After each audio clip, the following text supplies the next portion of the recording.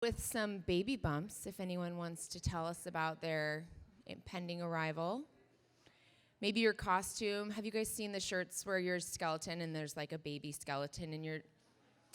I'm a little iffy on those, but okay, to each his own. So I didn't see any today though, so no baby bumps. Anyone? Anyone? Baby bump? Are there any new babies? Has anyone had a baby that we haven't introduced? Stephanie, did we introduce your baby yet? I don't think we did. Would you like to? No? Where'd she go? Sorry, I was looking over at your table and I'm like, where'd she go? Hi. Do you want, can I bring this to you? And then we'll have Alexi bring. Yeah, you should. Second baby, you're like, oh, it's over there. Yeah. I had a little girl on October 11th. Her name is Eloise Ruth. And How big was she? She was 8 pounds, 2 ounces. Wow. Yeah. Job. Thank you. Yeah, there she is. Oh my gosh, she's a doll. Thank you. And then we have a little gift for you if you want to pick out one of these for a baby girl. Little Eloise. Did anyone else have a baby that I missed last time or in between? No? Okay. Then we can also do October birthdays. If you missed the last meeting, we did October birthdays. We have a birthday basket. You guys are welcome to come on over here and pick a birthday present from us. And I wanted to remind you guys that we have Mom's Night Out on November 21st.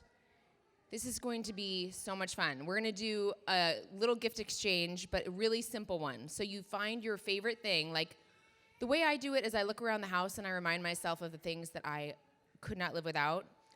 And it's like $5, maybe a little less, maybe a little more, and you buy 3 of them. And then when we come to the party, we're going to do this whole game where you get to go home with 3 of other people's favorite things, and they're great because you'll actually use them. It's not like, here's a pot holder. You know what I mean? Like, you get something you really want. You have a favorite pot. Nina's like, step off, lady. So that will be a blast. And I think we're going to send an Evite so that we can kind of get a head count because we're going to have lots of food, drinks, fun. And that will be at Jackie's house. We'll give you guys the address when it gets a little closer. So start rallying your table. It's going to be a great time. There's plenty of room for all of us. Thanks, Jackie. And lastly, just remember that if we have funky weather in November or December, we're just going to follow North Shore School District. So you can always check the website, hop on their Facebook page, whatever. The most important thing is if you hear from your DGL, which you definitely will, and they say yes or no, just be sure to text them right back and say, got it, memo received. Because we want to make sure nobody's like heading out into the blizzard and it's because they didn't hear from us. We want to make sure all of you guys are safe and that you got the message. So with that, we are going to move right into having our mentors join us on stage because we got so many amazing questions from you guys that we have a lot to get through, and it's going to be awesome content. So, mentors in the room, if you would come on up and join me and sit right here. Yeah, give them a round of applause. They're being wonderful.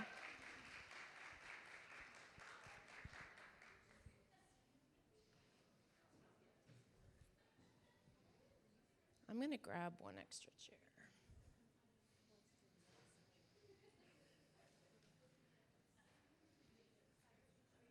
All right, do we have everybody up? Yeah, go ahead.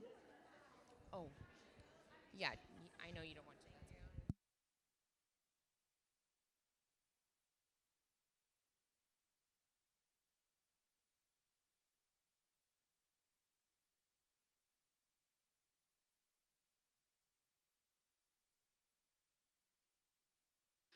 Okay, thank you, ladies, so much for doing this for us. I know this is like a funny thing. You're like, we're a panel in front of a room, but we really appreciate it. And there were so many good questions. We're all eager to hear what you guys have to say. And firstly, would you mind just telling us who you are? We have your names up here so people can be refreshed, but just give us a hello of who you are and how many kids you have, maybe their ages, so we can kind of get a feel for where everybody is in life. Hi. Yeah, maybe just click it up. Hi, I'm Carrie McGordy, and I have 3 boys, 23, 26, and 28. I'm Amy Grindle. I have 2 girls, 28 and 25. I'm Connie Ellison, and I have 2 children.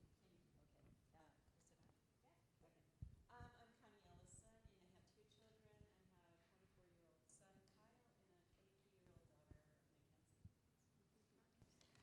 I'm Hildy Fisher, and I have a daughter who's 21 and a stepson who's 44. We didn't hear yet. Oh. Hi, I'm Hildy Fisher, and I have a daughter who's 21 and a stepson who's 44. And I'm Tracy Rains, and I have two sons. Eric is 28, and Todd is 26. Okay, I'm the old lady. I have 3 children. My oldest is 55. I have a 53 and a 45. Excellent. Thank you, ladies. Ruth Oh, Drave. sorry, I couldn't see. And we're rebelling. This is not a comfortable thing up here. And just to give you guys an idea of who is sitting in front of you, there is an incredible list on each of your tables, and it shows you the special abilities each one of these women has to speak into your life. So they're like, yeah, I mean, it is Halloween, so imagine them with capes, right? They, several women have had children with special needs. Some have adopted children. Some have had fertility issues. Some are teachers. It's an amazing reference list so that if something is happening in your life and you would like to connect with a mentor, they've each volunteered their expertise and their wisdom. And so there's one per table. Just snap a photo of it with your phone. We didn't want to do like 100 copies because we don't know how many of you are coming today, but that is an amazing thing. So, and also it gives you an idea of who's sitting up here today and what a variety of wisdom we have. So let's start out with a little topic on the logistics of kids. Let's do some softballs, right?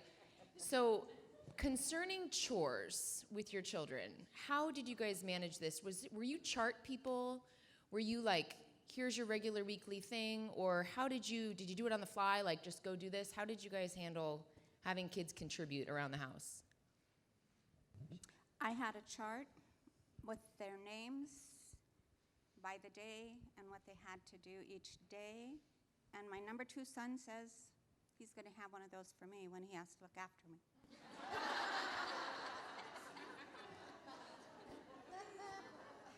But it was very effective. I rarely had to get after them about, and they had to check it off too when they did it, so I would know if it was done or not.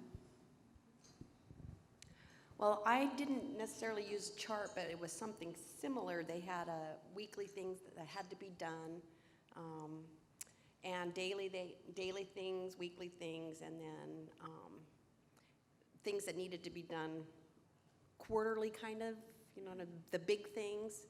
And we were raising our boys at the age of Barney, the purple dinosaur, and they had a clean up song, and so every night before bed, we would sing and pick up because I can't live in clutter, and it makes me anxious. And so we would always do cleanup at night before bed. We did the charts a little bit too, and they're helpful. One thought I had met a woman way before I had kids, and she had her little 3-year-old going around with a little spray bottle, and I thought at the time, like, oh my goodness.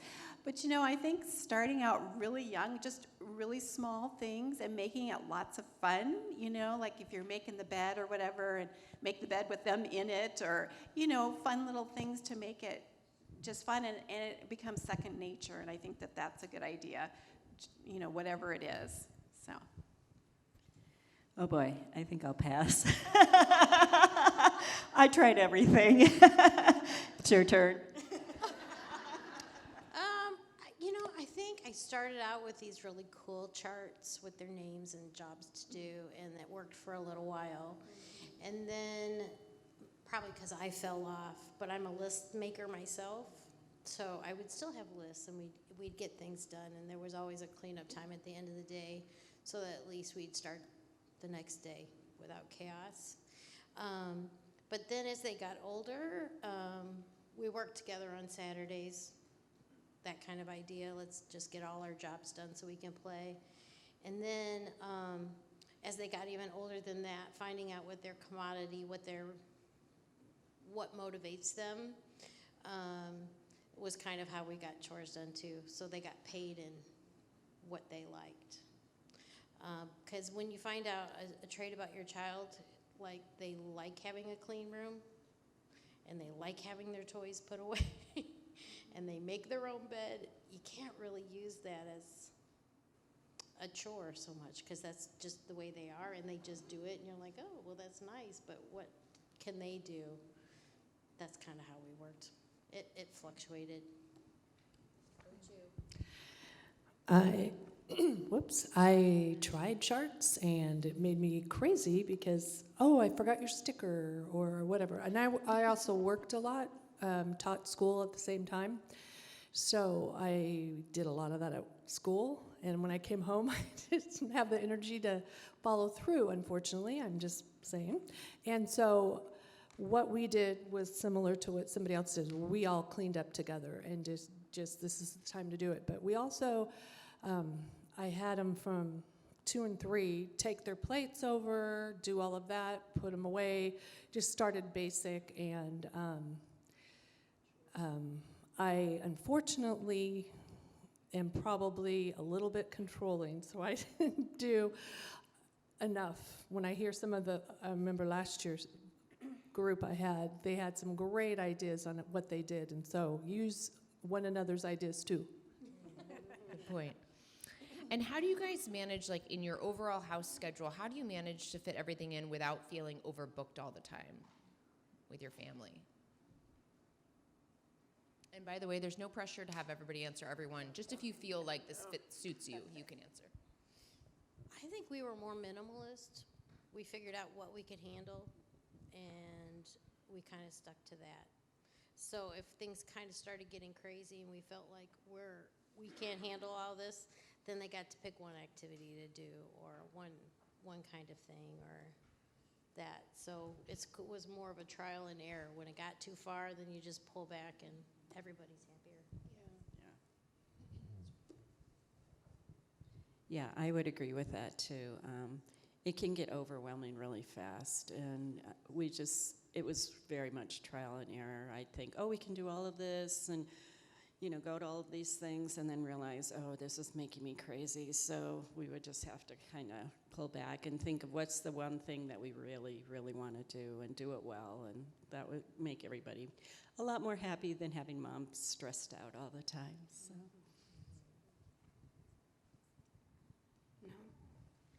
Okay, and then moving into kind of discipline and misbehaving kids.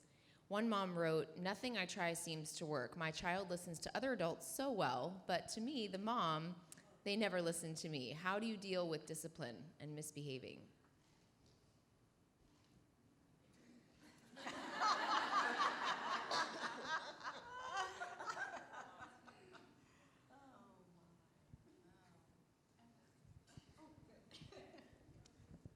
First of all, you're not going to correct the problem the first time around anyway. God doesn't correct us, unfortunately, the first time. So it's precept upon precept, slowly adding each day. And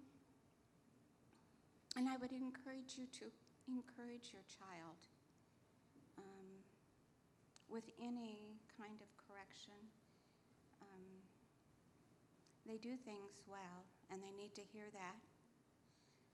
So just accept that you're training them more than the discipline or the correction. It's a training process, and you want to build into that encouragement for what they do well, even in the area that you're trying to correct them. There's got to be a positive in there. That's what I would focus. And remember, your kids are really different. So the way that I would discipline my older son offended my younger son. So I had to figure out how they worked, how they received things, how if something hurt them, hurt their heart in the way it was said, or you really need to learn your child, because not everything works the same with each one. They're very different. Just to add on to what you were saying, I think it's important to say, how are we going to do this better next time, talking it through. And of course your kids are going to be making mistakes, and there's lots of training, lots of things to learn, but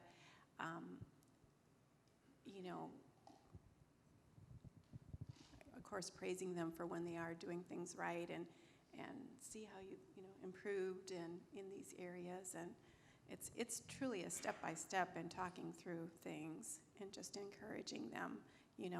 I know you're going to do better next time around. I think encouragement is very important. I kind of got on it a little bit late with my kids, but I went to a little class by Dr. Faye, Love and Logic. There's lots of books out there, Love and Logic books, and I really, really like the way he teaches. Teaches parents how to parent and how to discipline, especially. And he talks about, if you're in a restaurant and the child's having a fit, give them a choice. Say, would you like to leave walking out of this restaurant, or would you like me to carry you out? Give them a choice that you can live with either way. And I really feel like he has some really good points. So that's a book. We have it at home, and I still look at it, and my kids are grown. But yeah, if you can get your hands on that, that's a really good. It gives them responsibility at young ages and kind of builds that responsibility as they get older, and I think that's really important. I agree that Love and Logic came at a good time in my life too, to help my kids. The other thing that I like to do is set up the expectation. If you know that your child is listening to someone else and not you, you're like, that's a problem. So let's find out, what is the situation and where are you finding that they're not listening to you? If it's at home or when you're out, so kind of set up what that is and what are you expecting of them. Is it age appropriate, kind of thinking. Because sometimes they step up and over the expectation with other people. I don't know why, but that just kind of happens sometimes. And then the other thing that my girls, if you've read Anne of Green Gables or watched the movies or anything like that, and I have girls, so it worked well, is tomorrow's a new day with no mistakes in it. There's a reboot in the morning, and sometimes you may have to reboot a couple times during the day, but at least they know at the end of the day, is done. We start tomorrow. First of all, be really excited that they're listening to other people. That shows that you've done something right? And know that they have the ability to listen well.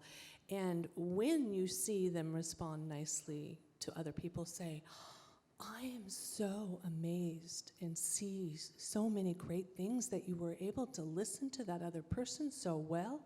And you are an amazing child, or son, daughter, whatever. I just love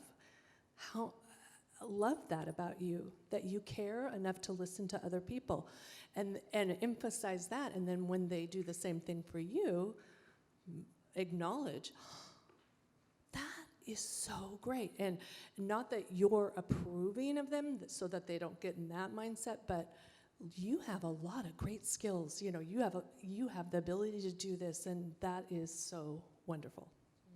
Thank you. One mom wanted to ask about a sleep habit issue.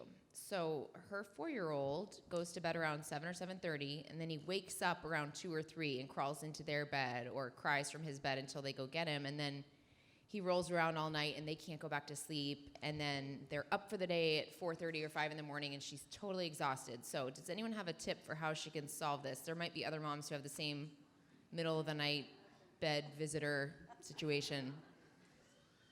And just, if you guys will hold your mics a little closer to your chins, I know it sounds weird for us up here, but it's totally normal back there. Just come close.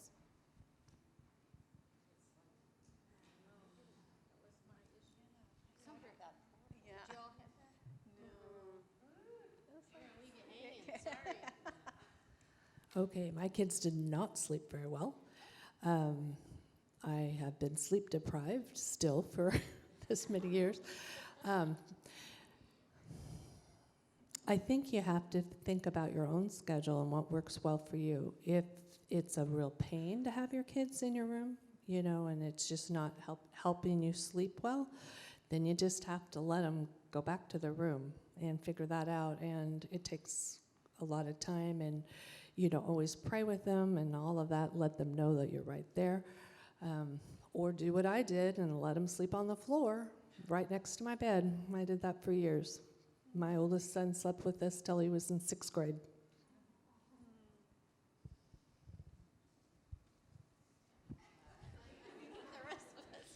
I'm just laughing. No, I know. It's like, I think this is a really common thing because when you get into the habit of it, I'm just going to pipe in. I know I'm not a mentor mom, but we've been obsessed with sleep training in our house, so I'll just offer this. It's the essence of it is just there's no reward, meaning we guide the kid back to their bed every single time, even if it's 6 times in a night.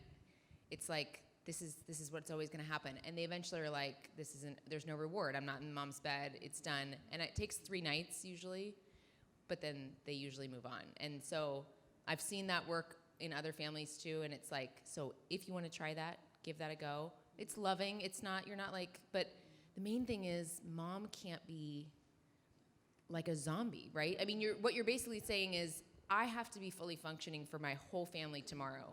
So if you hijack my sleep every night, the whole family suffers, basically. So it's a loving action because you're protecting your family's functioning, you know? Okay, family planning. How did you guys decide how many kids to have, or did it just happen? One family is debating on whether to have baby number 3. They always wanted 3, but after difficult baby number 2, they aren't sure their marriage can handle it. How do you make that decision on how many kids to have? And there were many questions like this. How do I go from 2 to 3 kids? Do I go for it? Like, a lot of people are debating that, so.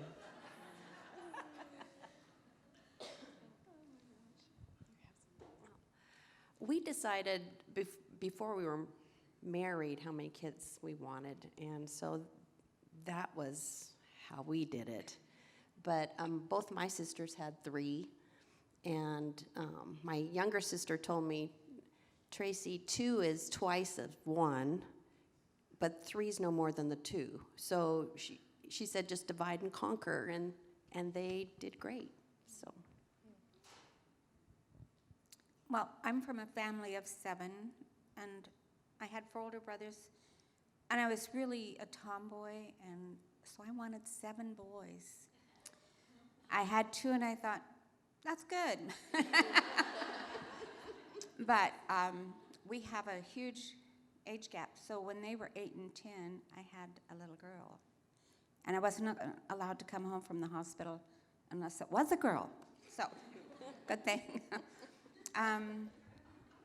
But I think God gives us the ability to handle, and I think he gives us the desire of how many we want.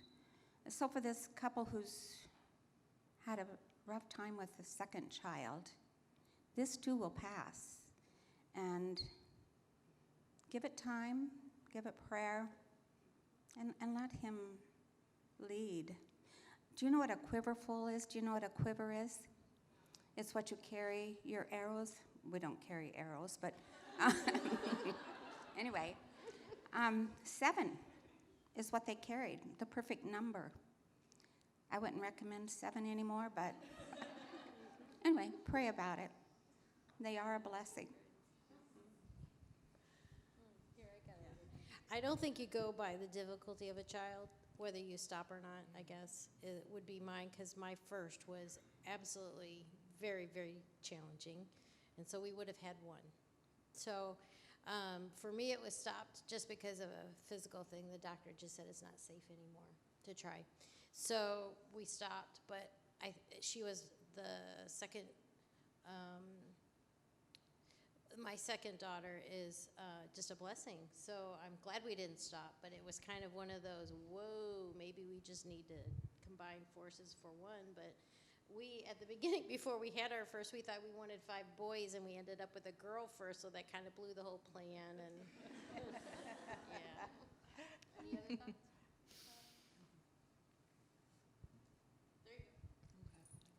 Thank you. And a lot of moms have had their first child, and they're curious about what they should expect when they have their second, because it is a big game changer. You know, when you and your husband now each have a kid, basically, that you're responsible for. No more passing back and forth. So what would you guys advise for that transition into having two?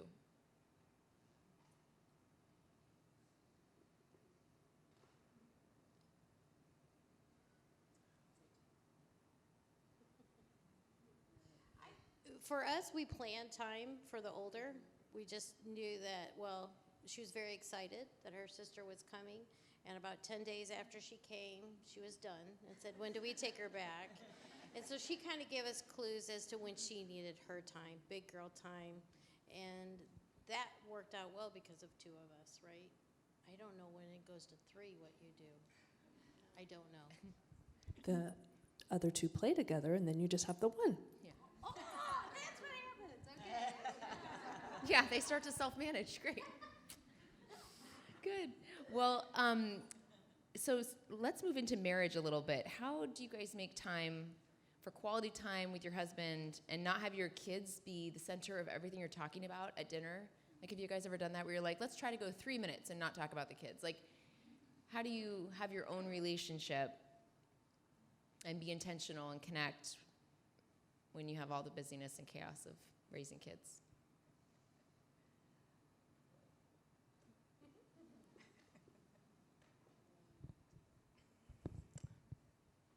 I had wonderful role models in my parents. And I remember as a little girl when my dad came home from work, he'd get out of his car and I'm the middle of 3 girls. And we'd be jumping up and down, looking so forward to saying hi to Dad and running out to the car, but he'd walk past us, go into the house, and until he kissed my mom and they hugged, we weren't allowed to jump all over him. And I have a real love affair with coffee, and it stems from my parents because growing up, I remember watching my dad in the bathroom shaving and my mom coming in with a cup of coffee. They would kiss, and sometimes she'd have to wipe shaving cream off her face. So for me, coffee is love. And I really wanted my boys to have that same foundation, that same look at what love and marriage was. And I just wanted them to realize that it was Daddy and Mommy first, you know, and that Daddy is really important to Mommy. So we just tried to do similar types of things that we were important to each other. If we're talking, or you know, you guys hang low. So Thank you. Yeah, that's wonderful. All right, so this is a little, if you guys are comfortable with answering this, how did you maintain intimacy through the craziness of the little years? Nice, thank you for that. we were lucky because the boys slept well.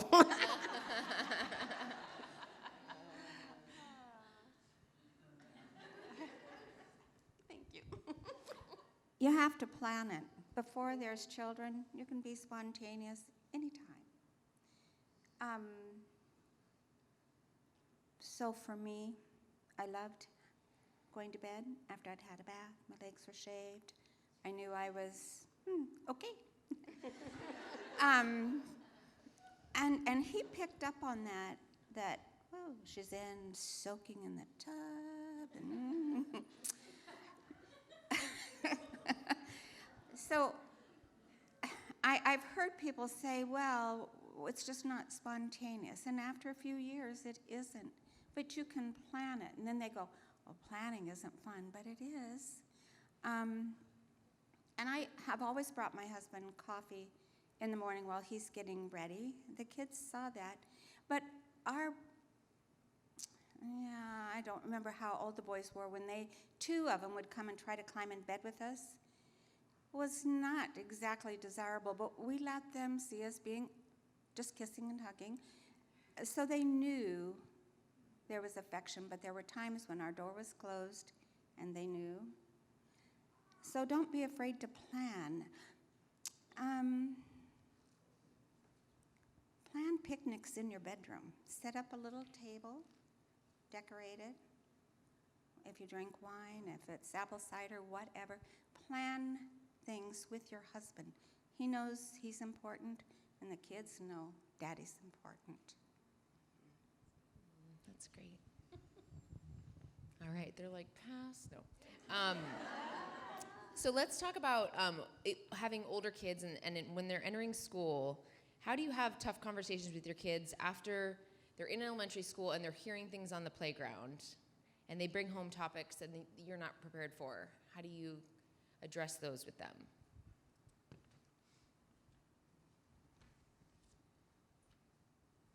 I think she has answers though. She's had it all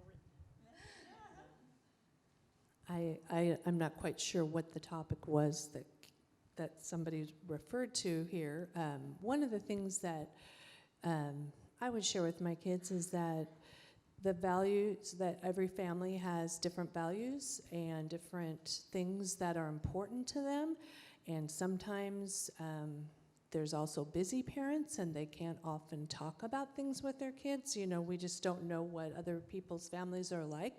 And so if they hear things that maybe, you know, like, where'd you get that, you know, kind of thing, and they would say so-and-so or whatever, and I say, oh, okay, you know, thank you. I'm glad you shared that with me because I can tell that maybe it bothered you that that was said. Here's what we think in our family. This is what we would like to do, and it might not be the way done in other people's family, and let's focus on our family, and this is what we would like to do, and you respect whatever is going on with that other person, and you know, kind of from that angle of just always emphasizing this is what we would like to see happen in our family, and if that made you uncomfortable, find a different person to play with, that kind of thing. I think John and I really focused before they went to school on what our foundation was, how we see things, and they didn't always pick up on it, right? But we tried to model how did we treat other people, how did we listen, and so I know that they had more questions. My kids had more questions when they were middle school, high school than it was in elementary school. The teaching part is a little different in the higher grades, so it was a little more challenging that way. But we always had open discussion at our dinner times. You know, they could talk about anything. Ground rules in the Grindle house are you can say anything that you want as long as it's done with respect. So that's also how we dealt with siblings not getting along too. Oh, you can say what you want, but they better be respectful or things start happening. So I would just encourage you to really think through with your husband or whatever your situation is, think through your plan of what you want that foundation to look like, and then allow them to test it, to push and ask questions about it, so that they can start forming some of their own ideas too, because we want them asking questions to us, right? Not other kids, or we want them talking to us, so that was our kind of idea. Yeah, all of this made me start thinking of, in my family, we didn't talk about a lot of things like sex or, you know, important subjects. And so for me, it was kind of hard to maybe talk about all of these things.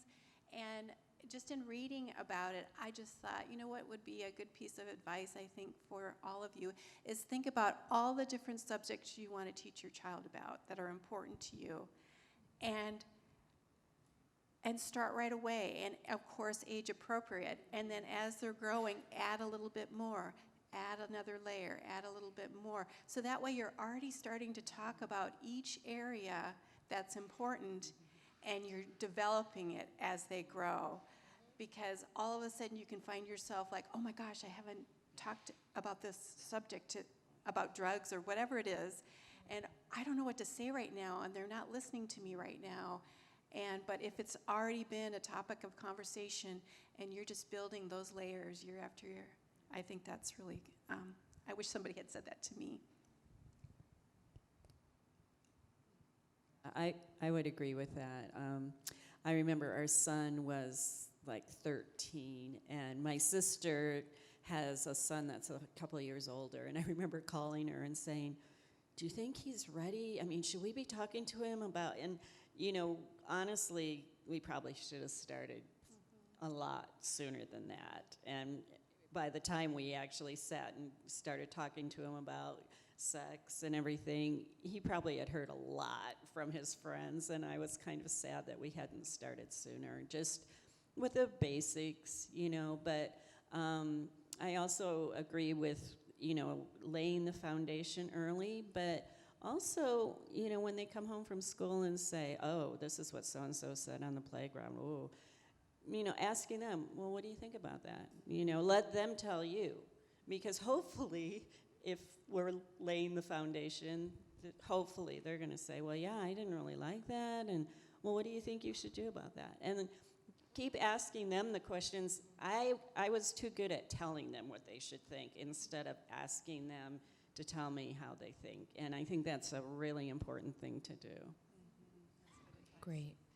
And in relation to school, a lot of people have kids who are just about to enter school. How did you guys go about selecting a school or a preschool? What did you look for when you were doing that process?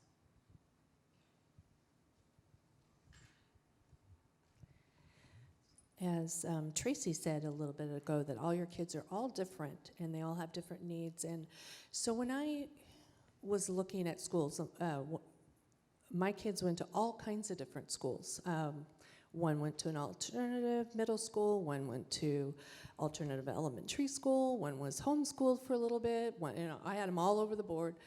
And the one thing at preschool level is I wanted a school that allowed for lots of playtime. I am big on not doing academics at the little age, at the preschool age. I think play is what is academic. And so that's my opinion, being an early child educator. They're gonna get educated in formal stuff their whole life. Let them have fun and just play. And they're learning everything through play. So that's my thing, is when I went to look for a school. And Tracy and I, we both, our oldest boys were in preschool together. That's how we met. And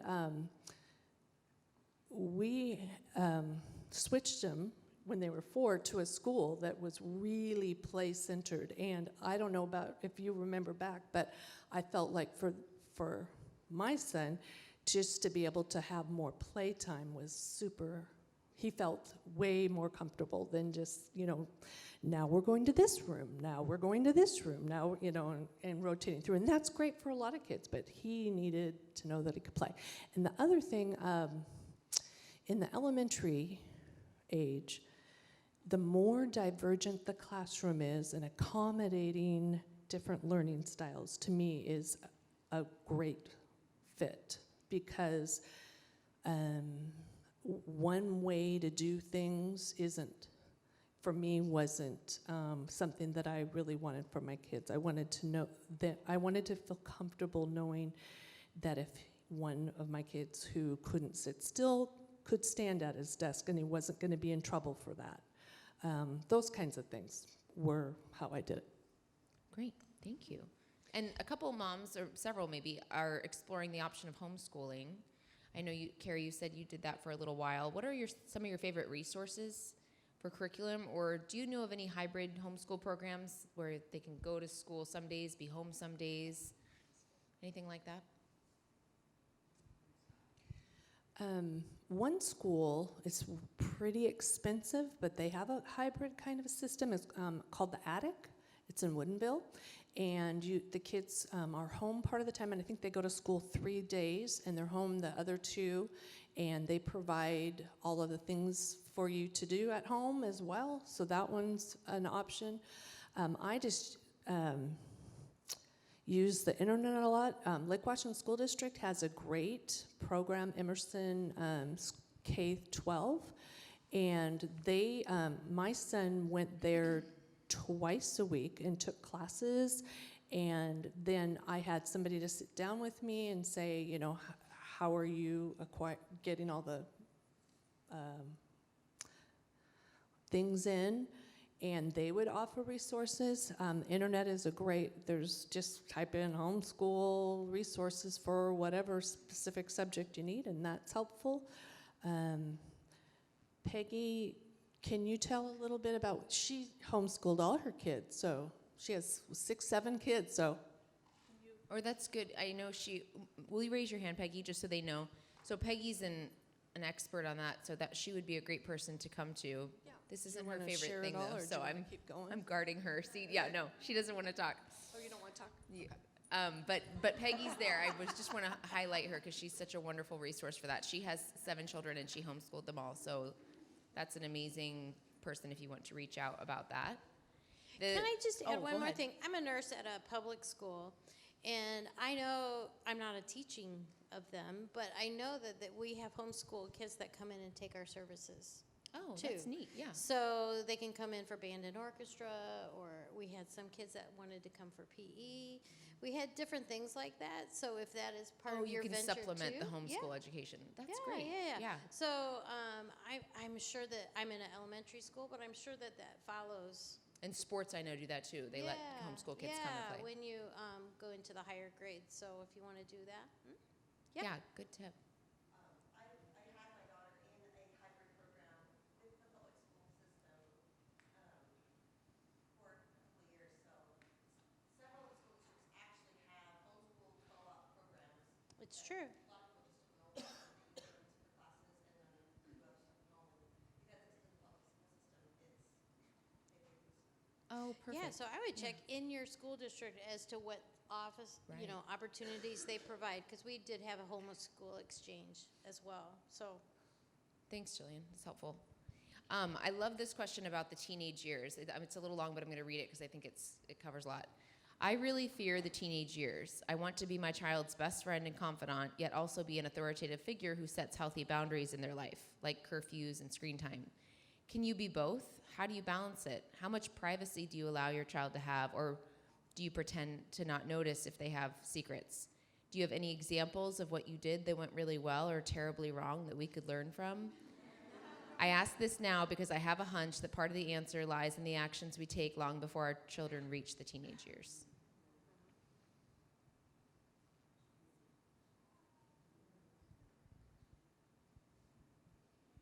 I prayed a lot.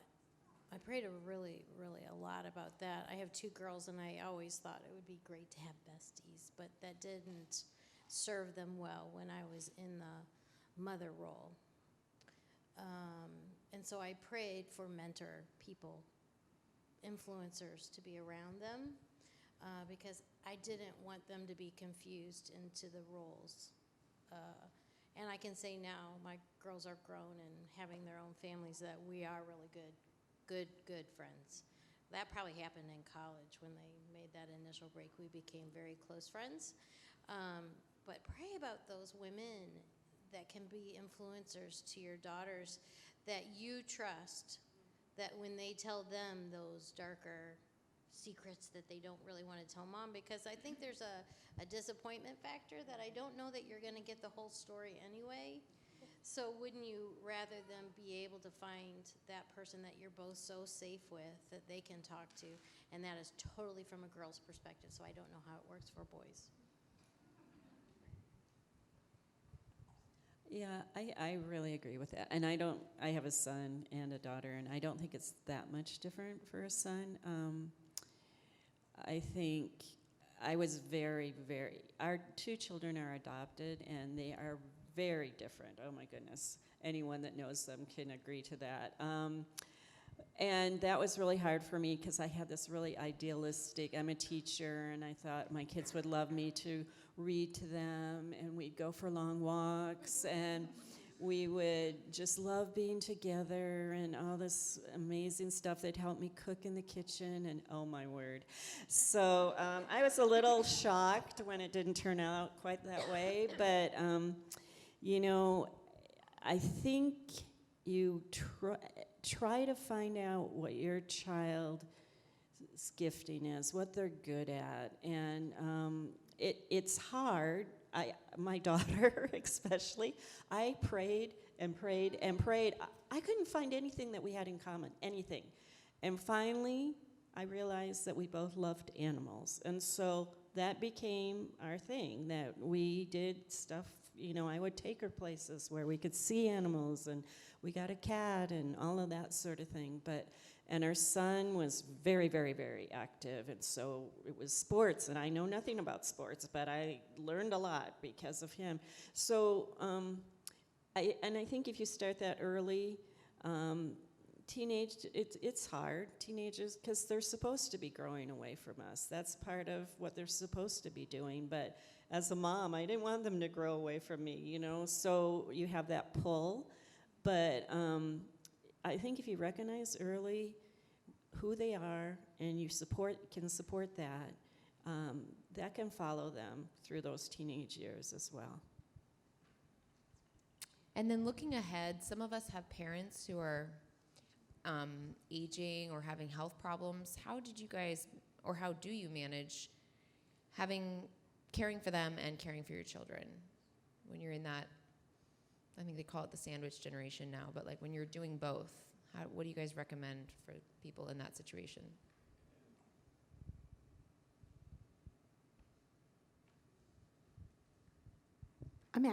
We're actually going through that now, but our boys are older. And I think one of the things that I have found that's been so beautiful is how they have stepped up to the plate to help us care for our elderly parents. This last year, my husband and I went on a long trip. When we left for Europe, we had 4 parents. When we came home, we had 2. And so both my boys, especially my older son Eric, really stepped up and took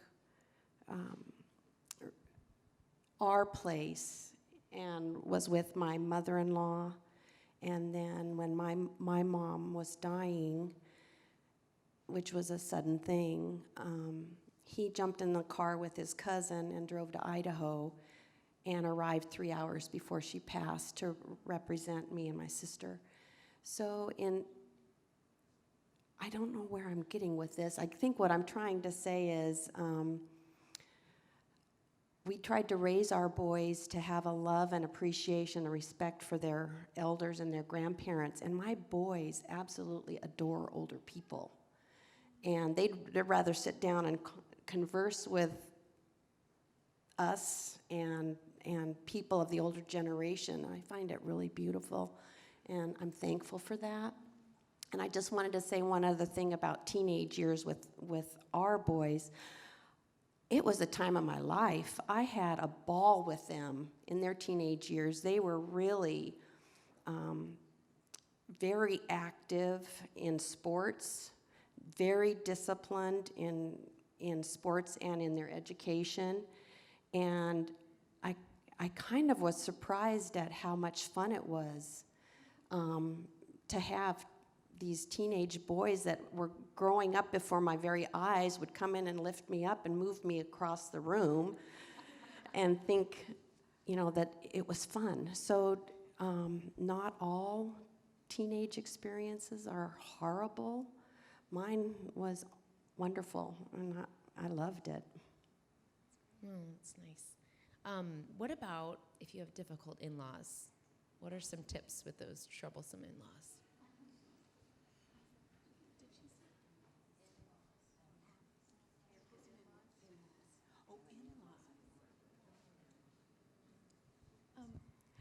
I didn't have troublesome in-laws, but I did want to say that I know of others who have struggled, or I think when we first got married, families are so different, you know, and you have different traditions and different ways of doing things. And it is hard. And my in-laws, they lived in another state, so I didn't have to deal with really very much. But one thing I have noticed, just with friends, and like my sister, for example, she struggled with her in-laws. But I think with time, like when you have your children, sometimes that's a turning point. All of a sudden, everything's better because there's the grandchildren involved, right?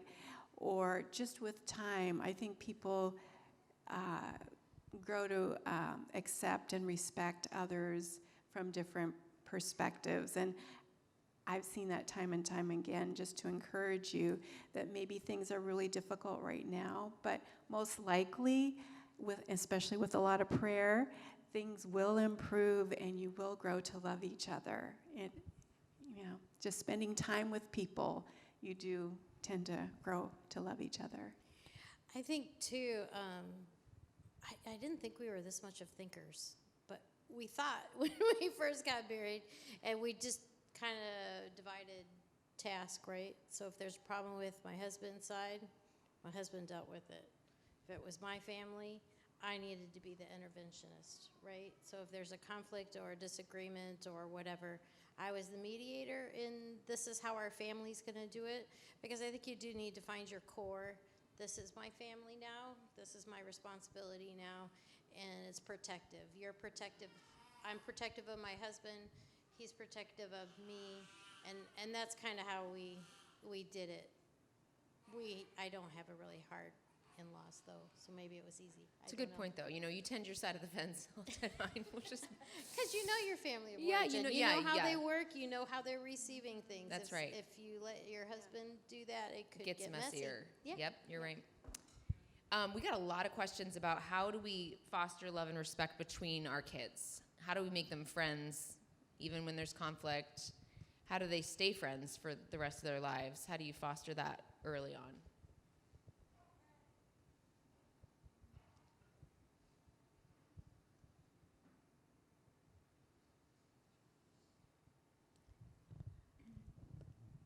I think one of them addressed it already, is they have to have respect. You may not like him today, but you have to respect them, their property, their things. You can't just barge into their room and borrow their stuff when they're not there. I have 2 boys, they're just 2 years apart, and they were just the best of friends until, I don't know, 7 or 8. And then we moved to a new neighborhood and had 2 older twin boys next door who talked my oldest son into, ew, your little brother. And so he had a hard time still being good to his younger brother and saving face with these older kids. So that caused us a great deal of problem for several years until Mother said, why don't you just clean his clock once and he'll quit bogging you. Now, not exactly a loving mother thing to say, but I didn't know. I mean, I had tried everything. Proverbs 15:1, does anybody know that? A soft answer turneth away. Yeah. I made them memorize it, made them write it. It just wasn't doing any good. And they did become friends again, but it was a hard thing. But the respect was something that actually they had to learn and practice. So I would start there. Oh, and they had to do things for each other when they crossed the line. They had to go and do something kind and good, clean the room. So, and prayer. Boy, just keep them covered in prayer. Because they can go through difficult times. They don't even know why they dislike each other sometimes, I found. I thought it was girls who did that, but boys did it too. So cover them in prayer and teach them healthy respect for themselves and healthy respect for those around them. Thank heavens God answers prayer. I was thinking when our kids were younger that they had nothing in common, that they didn't get along, they didn't really enjoy being together at all. And I dropped them off at my sister-in-law's house for a couple hours one day, and when I came back to pick them up, she said to me, "Wow, your kids really go to bat for each other, don't they?" And you could have knocked me over with a feather. I was like, "What are you talking about?" And she goes, "No, they really stand up for each other, and they really," she had a daughter that was a little bit younger than our kids, and Casey, her daughter had wanted to do something, and Kyle said, no, Mackenzie and I, this, and my sister-in-law was like, "Wow, that's so cool that they have each other," and I was stunned. I was like, "You're kidding me." So I think sometimes that comes out when you're not there. But at home, of course, it's not going to come out, so. I also want to just throw out there that we have refilled the coffee canisters. Some people were looking for it because we've been guzzling today, so hop on over there if you need a little refill. Everyone has a shortcut or two, a way that they speed up their everyday routine. What was your shortcut?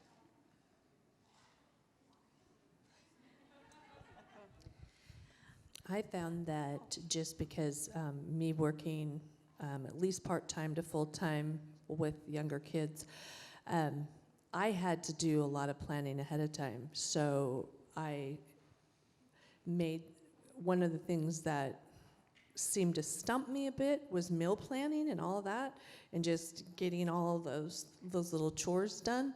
So to make my day run a little more smoothly, I had snacks for a week ready to go. I had exactly what I was going to make every day, all planned ahead.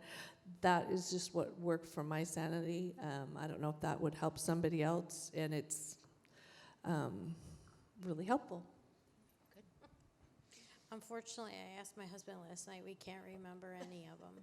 I don't know what the shortcuts were, because it seemed like you do one thing for a while and it worked really sweet, and you're like, yeah, and then it falls off, and you're like, oh, crud, now I got to think of something else. So I'm sorry.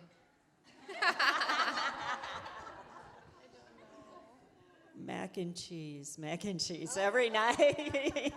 No, what I found was, for me, like right before my husband was coming home from work and I'm trying to make dinner, that was when the kids were the worst, and I was frustrated because I needed to finish dinner, and then he came home and the kids were upset and I was upset and everybody was upset, and so I did try to do like some crock pot meals so that they would be done before that, and just simple things so that I was not so frustrated when my husband walked through the door at the end of the day.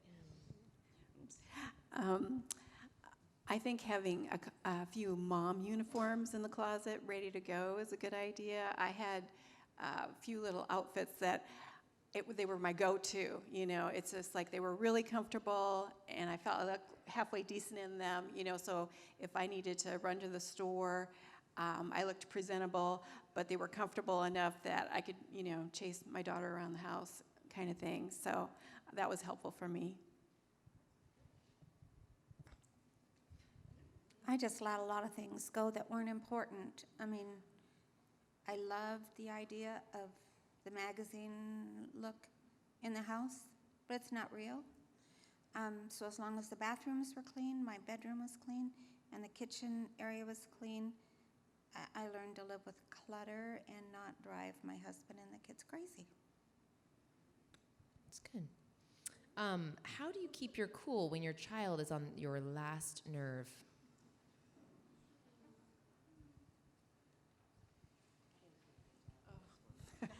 I think you have to literally run to the bathroom and then shut the door and count to 10. Sometimes you just need to get away from the situation for just a second and just a quick prayer, help, Lord, and if you can just have that second to yourself, I think it makes all the difference. And then you can go back out and go, okay, this is how I'm going to handle this situation. sometimes moms need timeouts too, and so you can pull that card out. Mom needs a timeout, so you need to go do something else, which doesn't always work because you need a barrier. But the other thing that I like to use when I felt myself getting short, and they weren't really being really bad, they were just annoying me. Yeah. Yeah, We all been there. Yeah. You know what I'm saying? So I would pick out different things that they like to watch. Donut Man, well, that's like old school, but all these, kinds of things that had values that you really wanted them, and they thought it was a treat, and you're just like, woo, sit there for a while. And so sometimes they're not really being bad; they're just I know. annoying. They're just being kids, and it's Yeah, irritating. yeah.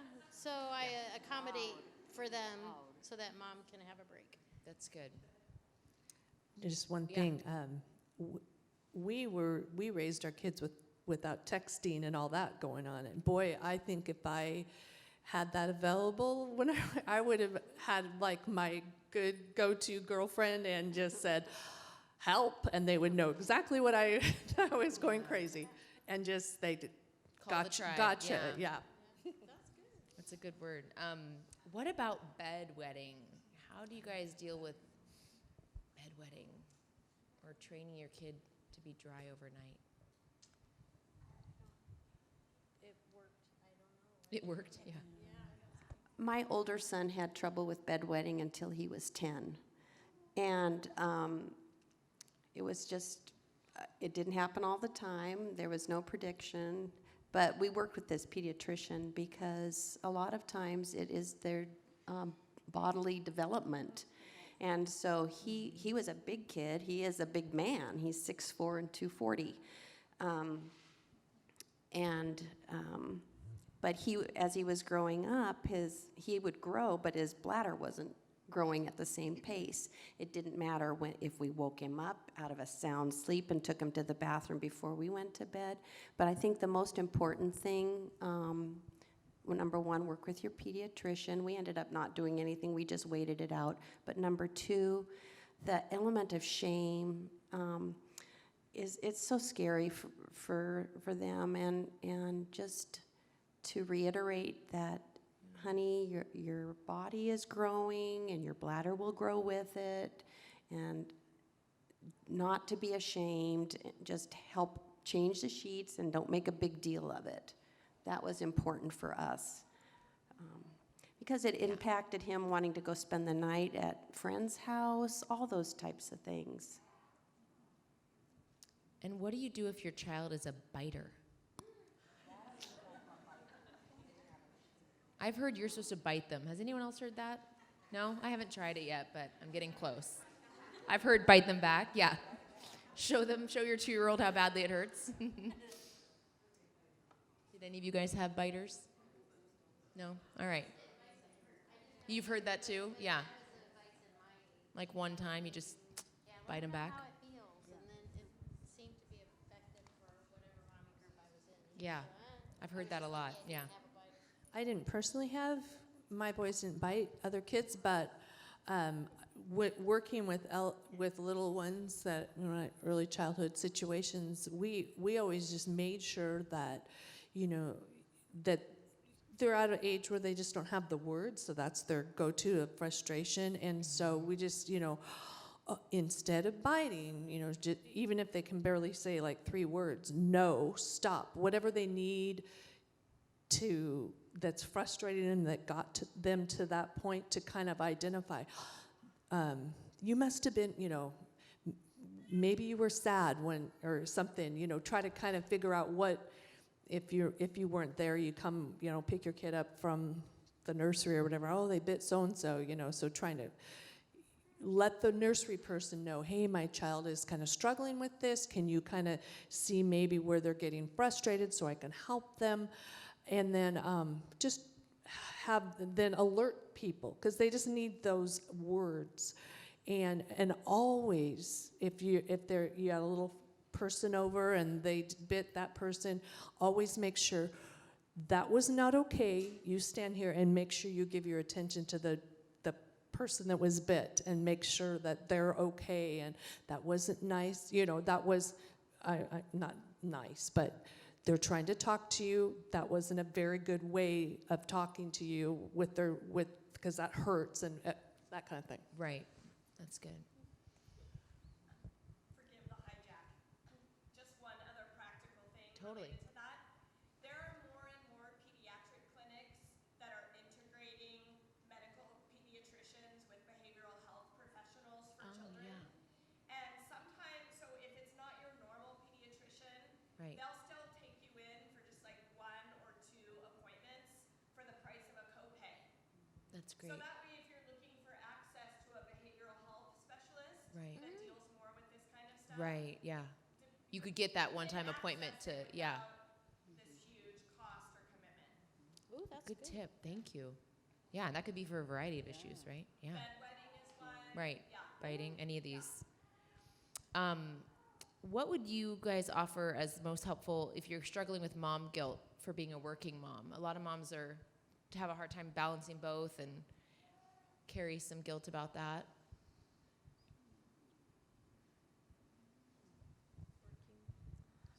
I didn't have guilt about working. I worked up until 2 years ago. So, but I worked part-time, and that's probably the beauty of nursing.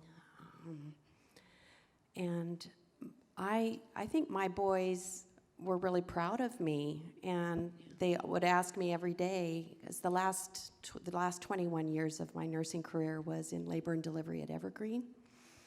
And so they'd come home and they'd be in elementary school and they'd say, "Mama, did you have a baby today?"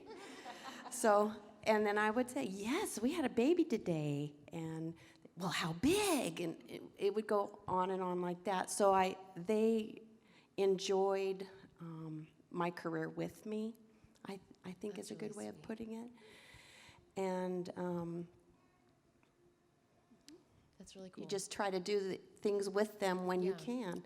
And that also impacted holidays because I worked, it's a 24/7, so you work weekends, which meant I couldn't go to all of their sports things. And I worked holidays, but one of the things that the kids thought was really cool was, for example, Christmas.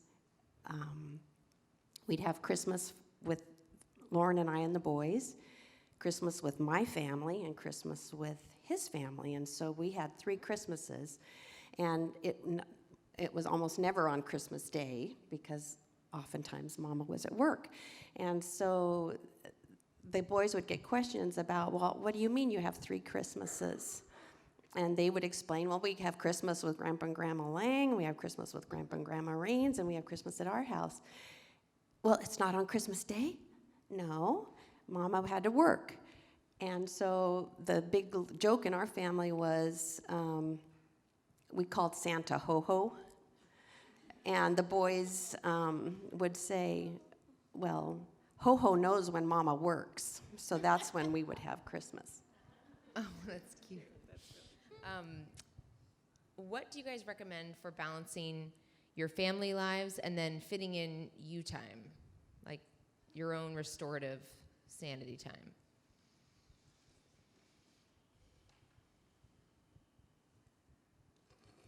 Did you have an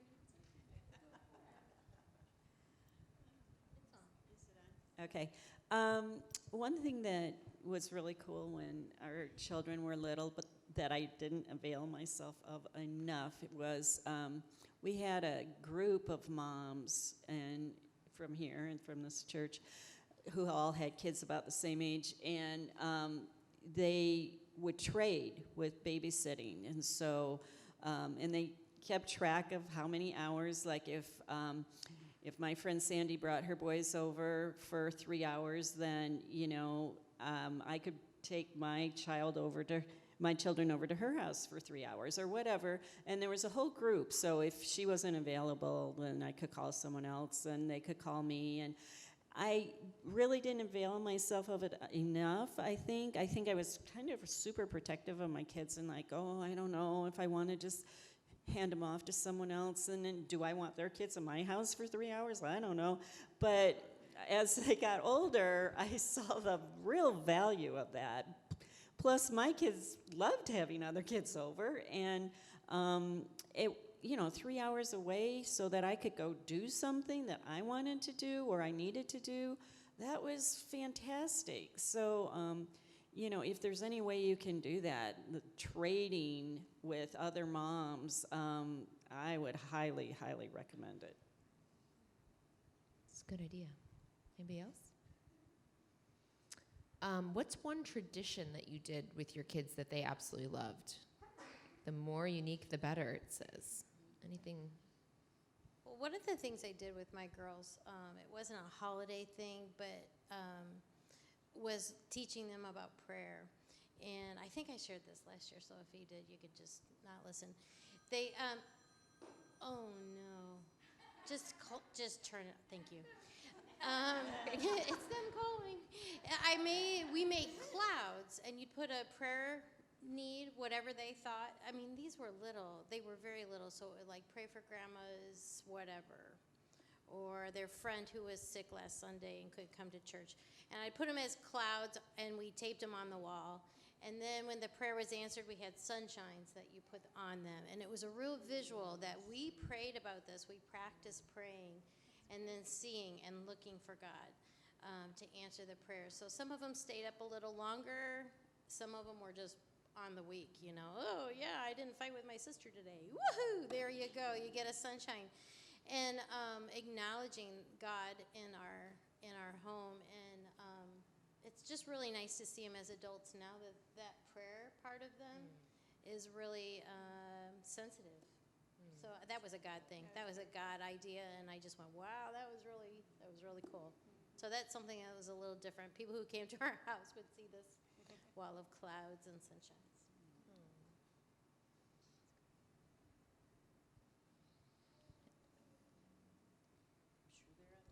Yeah, I can only think of one that I shared 3 years ago, was around Christmas time. We used to do the pillowcases, and I think if you were here back a couple years ago, I shared that one. But I made pillowcases for each of my kids, and at Thanksgiving, they got to open they knew it was coming, but they got to get their pillowcase that was a Christmas scene on it or whatever, and they picked out the fabric, and I sewed them up. And then they had it on from Thanksgiving. We watched it in between, but Thanksgiving to Christmas, they got, through the holidays, got to have their special pillowcase. That was really fun for them, and they still have them at their house, and my sons, all three of them, still put them on their pillows. So cute. And then one thing I realized that is for my husband. His little tradition was every Saturday morning was Jump on Daddy Day, and the kids would come in. We had a little thing. I don't know what time it was, but somehow they knew alarm went off or something. Then they'd come in, and all three of them would just jump on them, and they'd wrestle around. That was their fun little thing. And my youngest one still does Jump on Daddy Day. If my husband's laying on the ground, he goes, guess what? It's Jump on Daddy Day, and he rolls on top of him and wrestles. I had back another idea about working moms and stuff. I'm a nurse too, and when I would work, my husband often would be in charge of them. We didn't have a family, or we couldn't afford childcare, so my husband watched them, and so he made it like super fun. I would come home from working on Saturday, and I'd have a new kitchen appliance, like a waffle maker or, just different things. So he had planned little outings with them that made it was like, okay, go to work, Mom, because they knew something fun was going to happen with him. So maybe some kind of, if they're having a hard time, with you being away, some little treat that happens, because when Mom goes to work, then this gets to happen. So maybe your child care is really a fun place to go, and they really like it. So that's really cool. But, yeah. So we were watching Peter Pan at a drive-in theater in California when they landed on the moon. So our boys were obviously fascinated with this thing, but it set up a whole watching the skies at night when you could in California, when it was clear enough to see. But we would get them up if there was something special going on and have them out in the lawn chairs out in the back. It was an opportunity to teach them about everything in the universe. And they loved the beach. They loved the tide pools. And they were both going to grow up and be marine biologists until high school, and they decided they didn't want to do that. And she said the most bizarre, the better. Well, I used to take them to really old cemeteries. It's fascinating to go and read the headstones. And they still do it today. Wherever they travel, they find the oldest cemeteries they can and go and read the headstones. And things that are left, we don't do it anymore, but they used to write bizarre things as on their headstones. So it is totally fascinating. It's a good Halloween themed one. Speaking of traditions like that, what have you guys done about Santa Claus? Did you balance Santa with Jesus' birth somehow, or like what did you do about not doing it, doing it? Yeah, it seemed to be such a big topic of conversation when my daughter was little. And I remember my daughter said, "Mom, is Santa real?" And I said, "Santa's for fun." And that was my answer. Santa's for fun. And that's just a simple answer. I didn't say any more than that because I knew someone who they decided that they weren't going to do the whole Santa thing, you know. And I don't know. I think that was kind of hard for those kids. They were so little, and they didn't understand. It's like, why can't we have Santa and everybody else can have Santa? So, yeah, that was my response. You emphasize the importance of Jesus, but we do have Santa in our house. We had Ho-Ho, and I have an elf ear. So when my son was 8 years old, my younger son, he came home and he said, "Mom, they said at school that Santa's not real." And I said, "Oh, son, he's real." And he says, "Well, how do you know?" And I said, "Because I'm one of his helpers." And he said, "What?" And I said, "Yes." And I said, "Do you see that?" And he goes, "Oh." I said, "Yes, I'm an elf." And he said, he went over and he pulled up the other ear, and it's normal. And he said, "You're so tall." And I said, "That's because I'm only half elf." And so he went to school the next day, and he said, "Yes, Santa's real, and my mom's elf." That is incredible. Oh my gosh, I love it. I think they find those things out on their own too. Yeah. Being an elementary school nurse, I give out tooth envelopes. It says "Gift for the Tooth Fairy." Yeah. Yeah, so I give those out quite a bit, and some of them just come to school with that tooth hanging on so they can get one, so it's really important. And this boy, he's so cute. He's in 5th grade, and he says, "You know, I saw my mom putting the money underneath my pillow." And I go, "Okay, do with it whatever you want." Yeah. You know? So I think they all come around, Yeah, it right? kinda comes so on its have own. the fun. I like that. Yeah. It's fun. Santa's fun. Someone asked, what are some scriptures you ponder most through parenting and marriage? And I know it's hard to conjure that up on the spot, so I was thinking you guys could maybe think about that and then email it to your tables, like something that they can take with them this week. Since we're getting close to the end here, can you guys tell us what is your best advice about friendship, particularly when you have friends in different life stages?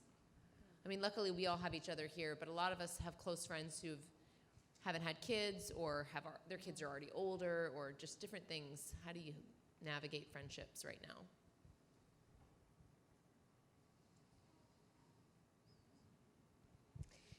I think it was challenging. We had our kids, God gifted us when we were young, and most of our friends were not having kids at that time.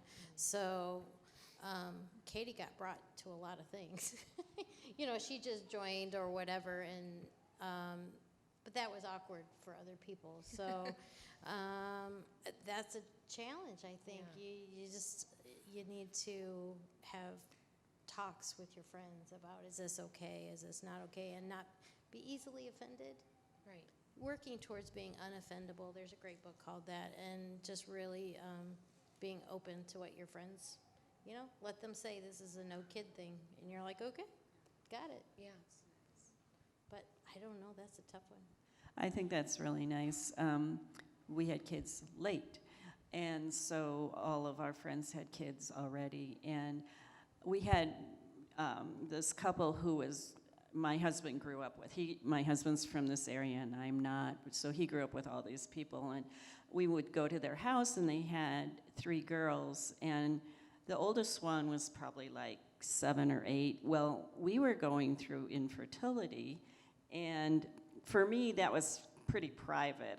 I'm not a real let's just talk about my infertility, And so we'd eat dinner, and then this couple would ask questions about our infertility. Well, this little 8-year-old was sitting there at the table with us, and she had 2 younger sisters, but they were off playing, and I remember kind of looking at her like, I don't really want to talk about this in front of her, but the dad, for some reason, really felt like his kids should be included in everything, and it really made me awkward, feeling like I didn't really even want to go back again for dinner again to their house, which, I probably needed to chill out a little bit, but it is important to just kind of, like you said, say, is it okay? Do you want to talk about this later?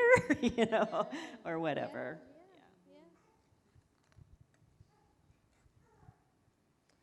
One thing I wanted to add is I find that one of the biggest challenges with friends at this stage is making time for them, and then having that constant feeling like, I haven't seen this person in 3 weeks, I haven't seen that person, and we never get together, and you can't.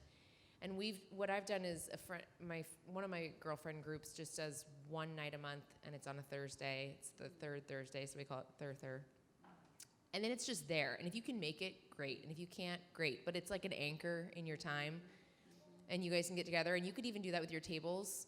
And it's something where it's like low pressure, but it's an earmarked time, and then you can just think to yourself, I don't have to text 7 people or, and like manage all those relationships at once. Kind of puts it on autopilot. So take that or leave it. I want to say thank you to each one of you. Thank you for your advice and your vulnerability with all of us. We really, really appreciate it. And the best part is it's only October, folks, so they are here for us all year. And so if you felt like you had a connection with someone and you want to go further and talk with them more, they're more than happy, right? Are we happy to be there for the ladies? That's right. You offer what you have. Yeah, that's all we're asking. Yeah, you don't need psychology degrees, right?